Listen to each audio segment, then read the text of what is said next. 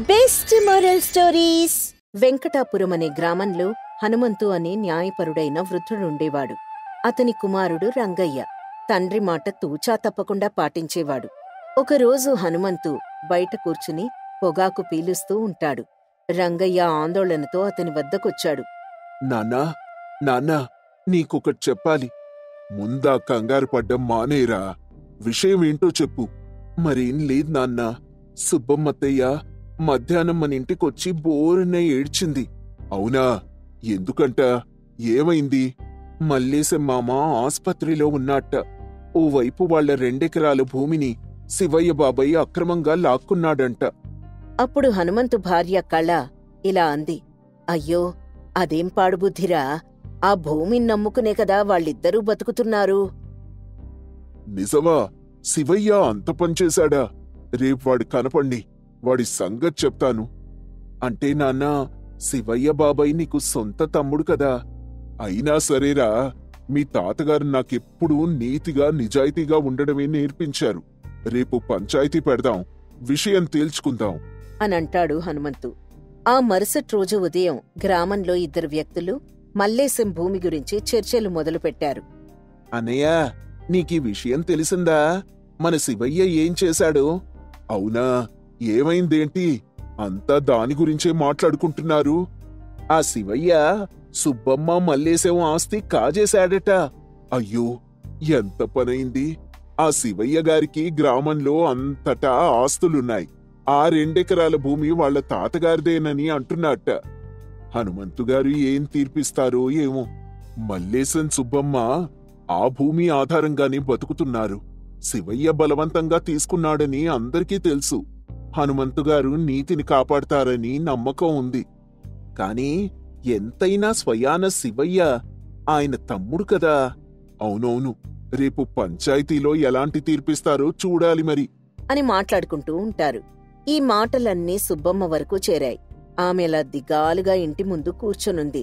అప్పుడు సుబ్బమ్మ కొడుకు, అమ్మా, నాన్న ఆరోగ్యం బాగుపడుతుంది కదా. మన పొలం మనకు తిరిగొస్తుంది కదా. నేను బడికెళ్తాను కదా. తెలీదు నాన్నా. అమ్మా, ఏడవకమ్మా. నువ్వేడుస్తుంటే నాకు ఏడుపొస్తుంది. ఊళ్ళో ఏవేవో మాట్లాడుకుంటున్నారమ్మా. మరేం పర్లేదు నాన్నా, అంతా మంచి జరుగుతుంది అని కొడుక్కి ధైర్యం చెప్తుంది సుబ్బమ్మ. ఆ తర్వాత రోజు పంచాయతీ జరుగుతుంది. సుబ్బమ్మ ఒక మూలన కూర్చుని ఏడుస్తూ ఉంటుంది. శివయ్య కూడా పక్కనే ఉంటాడు. సుబ్బమ్మ, నీ సమస్య ఏంటి? ధైర్యంగా చెప్పు. హనుమంతుగారు, నా భర్త మల్లేశం ఆస్పత్రిలో ఉన్నాడు. ఆ 2 ఎకరాల భూమి మా ఏకైక ఆస్తి. శివయ్య గారు ఇది మా తాతగారి సొత్తు అని అక్రమంగా ఆక్రమించుకున్నారు. మీరెలాగైనా మాకు న్యాయం చేయాలి. సుబ్బమ్మా, నువ్వు అబద్ధం చెప్పమాకు. నా కొడుకు మీద ప్రమాణం చేసి చెప్తున్నాను.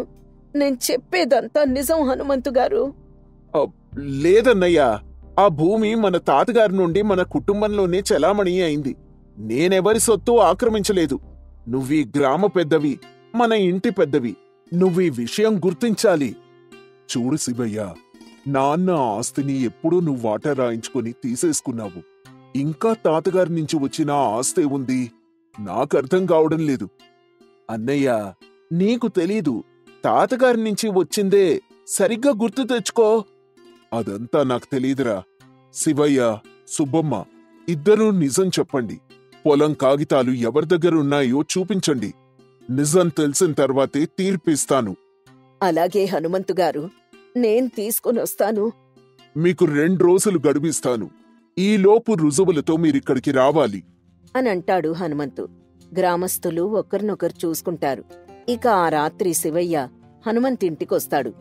వదినా, నువ్వే నాకెలాగైనా సాయం చేయాలి. చేస్తే పొలంలో మీక్కూడా వాటా ఇస్తాను. అన్నయ్య తీర్పు నాకు అనుకూలంగా చెప్పాలి. అందుకు అన్నయ్యని నువ్వే ఒప్పించాలి వదినా. చూడు శివయ్య, నాకంటే బాగా మీ అన్నయ్య గురించి నీకే తెలుసు. కాబట్టి నువ్వే తప్పు ఒప్పుకుంటే మంచిది. వదినా, ఒక్కసారి ఆలోచించు వదినా. మీ అన్నయ్య వచ్చేలోపు ఇక్కడ్నించి వెళ్ళిపో. ఈ విషయం నేను మీ అన్నయ్యకి చెప్పను. రేపు నువ్వే తప్పు ఒప్పేసుకో. సరే, ఆ పొలాన్ని ఎలా దక్కించుకోవాలో నాకు బాగా తెలుసు. శివయ్య, ఎందుకు నీకంత మొండి పట్టుదల? ఉన్న ఆస్తిపాస్తులు చాలవా? జనాల సొమ్ము ఎందుకు ఆశిస్తున్నావు?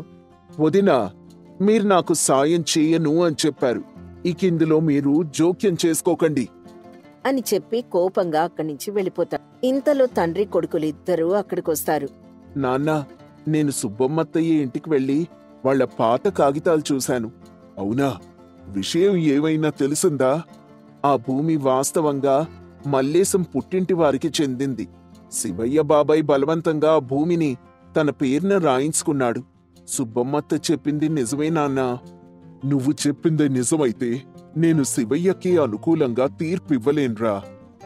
ఏవండి, అన్నట్టు మీకు నేనొక విషయం చెప్పాలి. అది మన శివయ్య. ఆ శివయ్య విషయంలో చాలా బాధగా ఉంది కళా.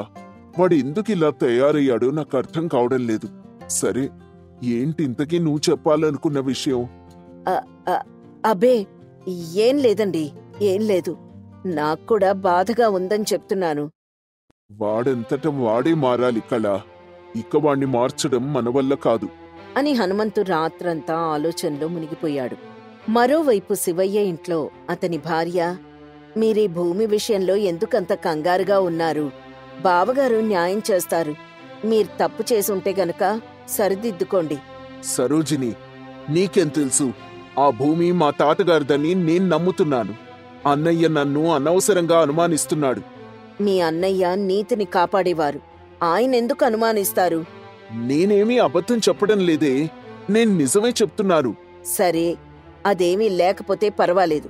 కాని ఒకవేళ ఉంటే మాత్రం ఈ లోపే మీ తప్పుని సరిదిద్దుకోండి అని సరోజిని గట్టిగా చెప్పడంతో శివయ్య మౌనంగా ఆలోచనలో పడ్డాడు.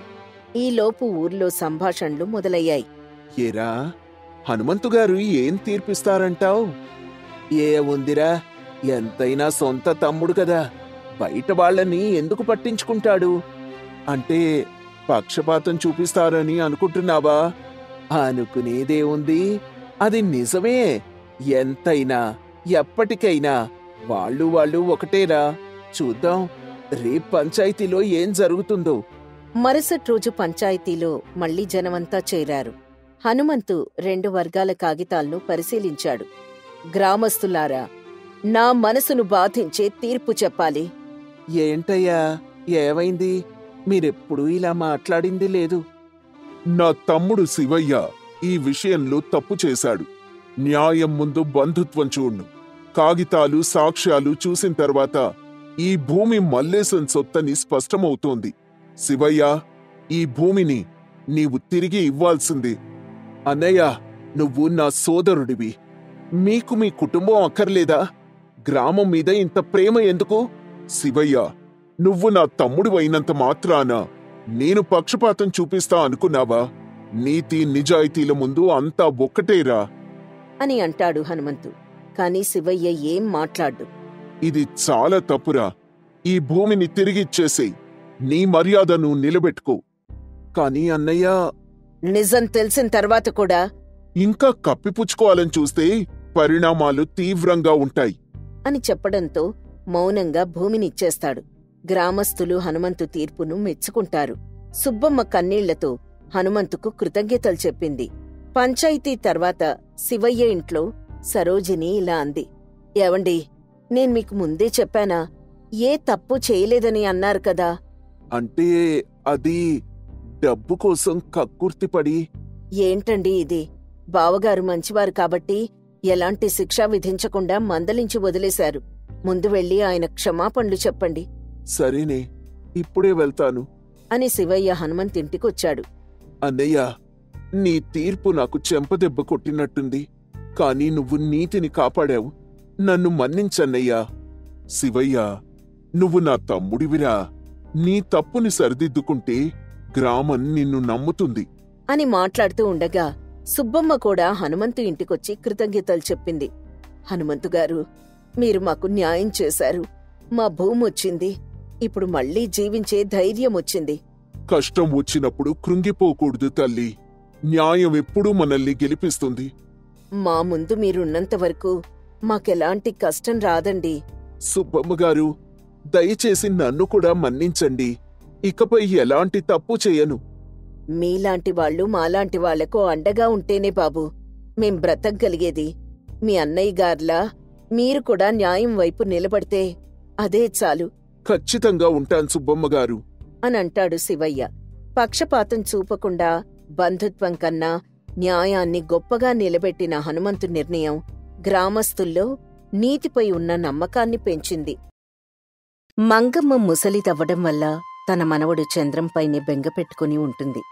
చంద్రం తినడంలో ముందుంటాడు కాని తన వాళ్లను పట్టించుకోవడంలో వెనకుంటాడు. రేపు తను చేస్తే తన మనవడ్ని ఎవరు చూసుకుంటారో అని బాధపడుతూ ఉంటుంది మంగమ్మ. ఇంతలో జోరుగా వర్షం పడుతుంది. బయటికెళ్లిన చంద్రం వర్షంలో తడుచుకుంటూ ఇంటికొస్తాడు. ఎంతసేపు ఎక్కడ చచ్చావురా? ఇంట్లో ఒక ముసల్ది ఉందని గుర్తుందా నీకు? నేనెప్పుడు చేస్తానో ఏంటో. నా గురించి కొంచెమైనా ఆలోచిస్తున్నావా? వర్షం పడితే కాని ఇంటికి రావా నువ్వు? ఒసై ముసలి, వెళ్ళి అన్నం తీసుకురా, ఆకలిగా ఉంది. ఈరోజు నేనేం చేయలేదురా. నాలో శక్తి నశించింది. వండటానికి కాదు, తినడానికి కూడా నా వల్ల కావడం లేదు. అయినా ఇంట్లో వండటానికి ఏవీ లేవు. అదేంటి, ఏమీ లేకపోవడమేంటి? నువ్వేదో సంపాదించి తెచ్చిపెట్టినట్టుగా చెబుతున్నావే. పొద్దున్న లేచినప్పట్నుంచి ఊరి మీద పడి తిరగడం తప్ప ఇంకేం తెలుసు నీకు? నీకు బదులు ఒక కుక్కను పెంచుకున్నా సరిపోయేది. కనీసం విశ్వాసంగా అయినా ఉంటుంది. లేకుంటే ఒక బర్రెను పెంచుకున్నా పాలిచ్చేది. ఆ పాలమ్ముకుని బతికుండేదాన్ని. ఎందుకు పనికిరాని నిన్ను పెంచుకున్నాను. ఇప్పుడు అన్నం అన్నం అంటూ నా ప్రాణాలు తీస్తున్నావు. మంగమ్మ అలా అనగానే చంద్రానికి కోపం తన్నుకొస్తుంది. ఆ కోపంలో, నాకెవ్వరూ లేరని ఇలా చేస్తున్నావు కదా? వస్తారే, త్వరలోనే వస్తారు. నాకొక భార్య వస్తుంది, ఆ తర్వాత పిల్లలు పుడతారు. అప్పుడు నా కుటుంబాన్ని చూసి ఈ ఊరంతా తలదించుకుంటుంది. చూస్తూ ఉండు, రాజులా బతుకుతానే నేను, రాజులా బతుకుతాను. చంద్రం అనే మాటలు మంగమ్మ వింటూ మెల్లమెల్లగా కళ్ళు మూయడం ప్రారంభిస్తుంది. ఒరేయ్ నాన్నా, నేను వెళ్లే సమయం వచ్చేసింది. నేను లేనని బెంగ పెట్టుకోకు. ఒంటరివాడివయ్యావని బాధపడిపోకు. ఇక్కడే ఉంటే నీకెవ్వరూ అన్నం పెట్టర్రా. నీ కడుపు నింపరు. వెళ్ళిపో, ఇక్కడ్నించి వెళ్ళిపో. బాటసారిలా మారి బంధాల్ని కలుపుకో. నీకంటూ ఒక కుటుంబం ఏర్పరుచుకో. అప్పుడే నా ఆత్మ శాంతిస్తుంది. ఇందాక నువ్వు చెప్పిందే నిజమవ్వాలని దీవిస్తున్నాన్రా. తథాస్తు అంటూ మంగమ్మ కన్ను మూస్తుంది. మంగమ్మ చనిపోయిన తర్వాత చంద్రానికి ఏడుపు రాదు. వెంటనే ఇంట్లోకెళ్ళి చూస్తాడు. మంగమ్మ ముందెప్పుడో చేసిపెట్టి ఉన్న తినుబండారాలు చూస్తాడు. వాటిని తీసుకుని కడుపు నిండా తింటాడు. ఆ సాయంత్రం మంగమ్మకు దహనక్రియలు పూర్తి చేసి ఒంటరిగా అక్కడ్నించి బయలుదేరుతాడు. దారిలో వెళ్తున్న చంద్రానికి చాలామంది కనిపిస్తారు. అలా ఒక్కో ఊరు దాటుకుంటూ ముందుకు సాగుతూ ఉంటాడు చంద్రం. చాలా దూరం వెళ్ళిన తర్వాత అలసిపోయి ఒక చెట్టు దగ్గర ఆగుతాడు. కొంతసేపటికి ఆ దారి గుండా వెళ్తున్న కవిత, చూస్తుంటే ఊరివాళ్లా లేవే, ఎవరయ్యా నువ్వు? నిన్నిక్కడెప్పుడూ చూడ్లేదు. నేనొక బాటసారి నుండి ఇలా వెళ్తూ అలసిపోయి చెట్టు కింద విశ్రాంతి తీసుకుంటున్నాను. ఈ ఊర్లో తినడానికి ఏవైనా దొరుకుతుందా? ఈ ఊర్లో డబ్బులిస్తే గాని ఏ పని జరగదు. కాసులివ్వందే కడుపు నింపరు. నీ మొహం చూస్తుంటే నాకే జాలిస్తోంది. సరేరా, మా ఇంటికి తీసుకెళ్తాను. నీకాస్త తినడానికి పెడతాను. కొత్త వాళ్ళని మీ ఊర్లోకి రానిస్తారా? మీ ఊళ్ళో వాళ్ళు ఏమంటారో ఏంటో. అరే, అవేం పట్టించుకోకు. అయినా ఆకలిగా ఉన్నవారికి అన్నం పెడితే తప్పేంటి చెప్పు? నిన్ను చూస్తే చాలా అమాయకుళ్లా ఉన్నావు. నీకెవ్వరూ లేరనుకుంటా. నన్ను బాగానే అర్థం చేసుకున్నావు. నా సమస్యను తెలుసుకున్నావు. ఒక ముసల్దుండేది, ఈ మధ్యనే కాలం చేసింది. అప్పటినుంచి నేనొంటరివాణ్ణి, బాటసార్ని. చూడ్డానికి చాలా చక్కగా ఉన్నావు. ఆ దేవుడు మంచివాళ్ళకి సమస్యలిస్తాడని తెలీదా నీకు? అదంతా ఆలోచించొద్దు. ముందు పద, ఏదైనా తిందువుగాని. అలా చంద్రంతో మాట్లాడుతూ తన ఇంటికి చేరుకుంటుంది కవిత. ఊర్లోకలా ఒక వ్యక్తిని తీసుకురావడంతో కవితనందరూ ఆశ్చర్యంగా చూస్తారు. ఆ ఊరి పెద్ద మనిషి రంగయ్య అయితే కవిత చేసిన పనికి కోపంతో ఊగిపోతాడు. కవిత, ఏంటిది? నువ్వు చేసిన పనేం బాలేదు. ఎవ్వరికీ చెప్పకుండా అలా పెళ్లి చేసుకుని రావడం తప్పు. అలా చేసిన వారిని ఏం చేస్తామో తెలుసా? ఊర్నించి బహిష్కరిస్తాం. ఇప్పుడు నిన్ను కూడా అలా వెలివేయాల్సుంటుంది. అయ్యా అయ్యా, నా గురించి తప్పుగా అనుకున్నారు. ఆయన ఒక బాటసారి. ఆ చెట్టు కింద విశ్రాంతి తీసుకుంటూ ఉంటే నేనే తినడానికి ఏవైనా ఇస్తానని చెప్పి ఇక్కడికి తీసుకొచ్చాను. నువ్వు చెప్పే కాకమ్మ కథలు వినడానికి నేనేం చిన్నపిల్లాన్ని కాదు. వయసులో ఉన్న ఒక అమ్మాయి ఒక అబ్బాయిని వెంట పెట్టుకుని వచ్చిందంటే అది ముమ్మాటికి ప్రేమే. ఇలా ఊరంతా నిన్ను చూసి గుసగుసలాడుతూ ఉంటే భయపడిపోయి తప్పించుకునే ప్రయత్నం చేస్తున్నావు. ఆ అబ్బాయి ఎవరో నీకు ఖచ్చితంగా తెలిసినవాడే. నిజమండి, ఈ అమ్మాయిని నేనిప్పుడే చూడటం. ఇదివరకు ఈ అమ్మాయి ఎవరో నాకు తెలీదు. ఆపండి మీ నాటకాలు. ఊరందరి ముందు ఇప్పుడే మీ పెళ్లి జరిగిపోవాలి, లేకపోతే మిమ్మల్ని కఠినంగా శిక్షిస్తాను. ఇక రంగయ్య ఊరి వాళ్ల ముందు బలవంతంగా చంద్రంతో కవిత పెళ్లిని జరిపిస్తాడు. చంద్రానికి ఏం చేయాలో అర్థం కాదు. కవిత అయితే ఊర్లో జరిగిన అవమానానికి తట్టుకోలేకపోతుంది. ఇక ఆ రోజు రాత్రి చంద్రం కవితతో, చూడు కవిత, నీకెంతో మంచి మనసుంది. ఇతరులకు సాయపడాలనే తత్వం ఉంది. నాకు సాయం చేయబోయి నువ్విరుక్కున్నట్టయింది. ఇది ముమ్మాటికి నా తప్పే. నేను నిన్ను బాధ పెట్టుంటే క్షమించు. ఇప్పుడే ఇక్కడి నుంచి వెళ్ళిపోతున్నాను అంటూ చంద్రం బయలుదేరుతూ ఉంటాడు. ఇంతలో కవిత కన్నీళ్లు పెట్టుకుంటుంది. తప్పో ఒప్పో, నా మెడలో తాళిపడింది. ఇది విధిరాత. దీన్నెవ్వరూ తప్పించలేరు. నేను కూడా మీతో వచ్చేస్తానండి. ఇక చచ్చే వరకు మీతోనే నా జీవితం. అదేంటి కవిత, ఇది నీ ఊరు. నువ్విక్కడే పుట్టి పెరిగావు కదా. ఇప్పుడు ఈ బాటసారితో వచ్చేస్తానంటావేంటి? ఏ ఆడదైనా బతికినంతకాలం భర్తతోనే ఉండాలనుకుంటుంది. నాకీ ఊర్లో ఉండాలని లేదు. నాకంటూ ఇక్కడ ఎవ్వరూ లేరు. ఇప్పుడు మీరే నా లోకం. పదండి వెళ్దాం. అలా ఆ రాత్రి ఊరంతా నిద్రపోతున్న సమయంలో చంద్రం తన భార్య కవితను తీసుకుని మళ్లీ చంద్రం ప్రయాణం ప్రారంభమవుతుంది. తన భార్యను తీసుకుని ఒక్కో ఊర్ని దాటుకుంటూ వెళ్తూ ఉంటాడు. దారి మధ్యలో అడవులు, పంటలు, పొలాలు, కొండలు, కోనలు అన్నీ వస్తూ ఉంటాయి. వాటన్నింటినీ దాటుకుంటూ చంద్రం ప్రయాణం ముందుకు సాగిపోతూ ఉంటుంది. ఇంతలో ఒక ఊరి చివర ఉన్న బావి దగ్గర పిల్లల ఏడుపు వినిపిస్తుంది. అటుగా వెళ్లి చూస్తే బావిలో ఒక మహిళ శవం కనిపిస్తుంది. ఏడుస్తున్న పిల్లల్ని దగ్గరికి తీసుకుంటుంది కవిత. చూస్తుంటే వీళ్ళమ్మ ఆత్మహత్య చేసుకున్నట్టుగా ఉంది. పాపం, ఈ పిల్లల ప్రాణం తీయడం ఇష్టం లేక ఇలా వదిలిపెట్టి వెళ్ళిపోయింది. ఆవిడకెంత కష్టం వస్తే ఇలా చేస్తుంది చెప్పు. ఇప్పుడు ఈ పిల్లల్ని ఊర్లోకి తీసుకువెళ్ళి వాళ్ళ బంధువులకి ఇచ్చేద్దామా? బంధువులే ఉంటే ఆవిడ బావి దగ్గరికి ఎందుకొచ్చేది? ఎంతో నరకం అనుభవించుంటుంది. ఇప్పుడు వాళ్ళ దగ్గరికి ఈ పిల్లల్ని తీసుకెళ్దాం అంత మంచిది కాదండి. మరేం చేద్దామంటావు? ఏం చేద్దాం ఈ పిల్లల్ని? మనమే పెంచుకుందాం. ఈ రోజు నుంచి వీళ్ళు మన పిల్లలు. మనతో పాటే ఉంటారు, మనతో పాటే బతుకుతారు. కవిత అలా చెప్పగానే చంద్రానికి చాలా ఆనందమేస్తుంది. ఇక వెంటనే ఆ పిల్లల్ని తీసుకుని అక్కడి నుంచి బయలుదేరతారు. అలా ఒక్కో ఊరు దాటుకుంటూ ముందుకు సాగుతారు. అలా కొన్ని ఊర్లు దాటిన తర్వాత ఒక చెట్టు కింద ఆగుతారు. ఏమండి, పిల్లలకి బాగా ఆకలేస్తున్నట్టుంది. ఇక్కడ తినడానికి ఏమైనా దొరుకుతుందేమో చూడండి. చూస్తుంటే ఇదొక అడవి ప్రాంతంలా ఉంది కవిత. ఆ, మామిడి పళ్ళ వాసన నీకు రావడం లేదా? వస్తోందండి. ఇక్కడే ఎక్కడో మామిడి చెట్లు ఉన్నట్టున్నాయి. అటుగా వెళ్లి చూద్దాం పదండి. అలా కొంత దూరం వెళ్లిన తర్వాత వారికి మామిడి చెట్టు కనిపిస్తుంది. వెంటనే అక్కడికెళ్లి మామిడి పళ్ళు తీసుకొచ్చి ఇస్తాడు. వాటిని పిల్లలకు పెట్టి తను కూడా తింటుంది కవిత. ఇక అప్పుడే ఒక పొదల చాటు నుంచి గంభీరమైన శబ్దాలు వినిపిస్తూ ఉంటాయి. ఏవండి, అవి పులి శబ్దాలు. ఇటువైపు పులి వెళ్లిన కాలి గుర్తులు కూడా ఉన్నాయి. అయ్యో, మనం రాకూడని ప్రాంతానికి వచ్చినట్టున్నాం. ఇప్పుడు ఎలాగండి? నువ్వేం కంగారు పడకు కవిత. నా ప్రాణం అడ్డేసి మీ ప్రాణాలు కాపాడుతాను. నువ్వు భయపడకు. రా, నా వెనక్కొచ్చి నిల్చో. అదేదో చాలా పెద్ద పుల్లాగే ఉందండి. ఈరోజు మన పని అయిపోయినట్టే. పిచ్చిదానా, జీవితం మారడానికి ఒక్క క్షణం చాలు.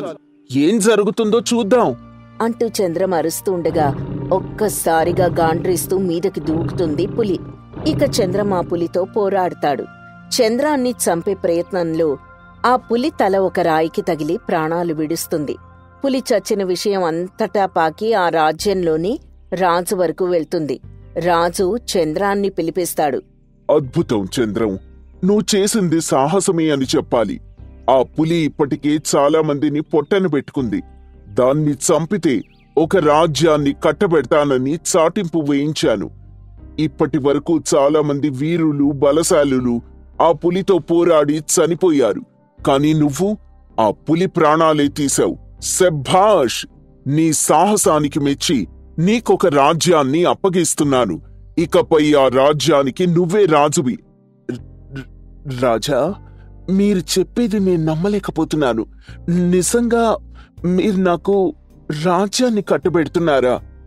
అవును, నువ్విప్పుడు సామాన్యమైన వ్యక్తివి కావు, ఒక రాజ్యానికి రాజువి. నీ ప్రజల్ని జాగ్రత్తగా పాలించు, వారికే కష్టం రాకుండా చూసుకో అని రాజు చెప్పగానే మురిసిపోతాడు చంద్రం. ఇక తనకప్పగించిన రాజ్యానికి వెళ్తాడు. కవిత అయితే ఉబ్బి తబ్బిబ్బైపోతూ ఉంటుంది. ఏమండి, మీరు నిజంగా చాలా అదృష్టవంతులండి. ఆ దేవుడే మీకు తోడుగా ఉన్నట్టున్నాడు. అన్నీ మీకలా సులభంగా వచ్చేశాయి. చాలా అదృష్టం ఉంటేనే వారికిలా జరుగుతుంది. నేను కూడా నమ్మలేకపోతున్నాను కవిత. నిన్ను పెళ్లి చేసుకుంటానని అస్సలు అనుకోలేదు. అసలు నాకు పిల్లనెవరిస్తారులే అనుకునేవాణ్ణి. కాని అది తప్పని తేలింది. నా ప్రమేయం లేకుండా నీతో నా పెళ్లి జరిగిపోయింది. నాకంటూ ఒక భార్య. ఆహా, ఇది చాలు నా జీవితానికి అని అనుకున్నాను. కాని ఆ తర్వాత మనకి పిల్లలు. అది కూడా నా జీవితంలో జరిగిన అద్భుతమే అని చెప్పాలి. ఇక ఆ తర్వాత పులితో నేనంతగా పోరాడలేదు. నా ప్రాణాలు కాపాడుకునే ప్రయత్నం చేశానంతే. దానికదే ఆ సన్నం రాయికి తగిలి చచ్చిపోయింది. దానివల్ల ఇప్పుడు నేనొక రాజ్యానికి రాజునయ్యాను. ఇదంతా చూస్తుంటే నాకే విచిత్రంగా అనిపిస్తోంది. విచిత్రం కాదండి, అదృష్టం. మీరు నిజంగా అదృష్టవంతులు. మీకంతా మంచి జరుగుతుంది. ఇకపై మనం సంతోషంగా జీవించొచ్చు. ఎక్కడైతే మీరు తల దించుకున్నారో ఇప్పుడు ఆ జనమే మిమ్మల్ని చూసి వాళ్ల తలలు దించుకుంటారు. అది మీ స్థాయి. కవిత అలా గొప్పగా చెబుతూ ఉండగా వర్షం జోరుగా కురుస్తుంది. కవిత మాటలకు చంద్రన్ చాలా సంతోషిస్తాడు. ఆ క్షణంలోనే తనకు మంగమ్మ చెప్పిన ఆఖరి మాటలు గుర్తుకొస్తాయి. ఆ రోజు ఆమె చెప్పినట్టుగాని ఒక అమ్మాయిని పెళ్లి చేసుకోవడం, పిల్లలకి తండ్రవ్వడం, రాజ్యాన్ని గెలిచి రాజులా మారడం అన్నీ కళ్ల ముందు మెదులుతాయి.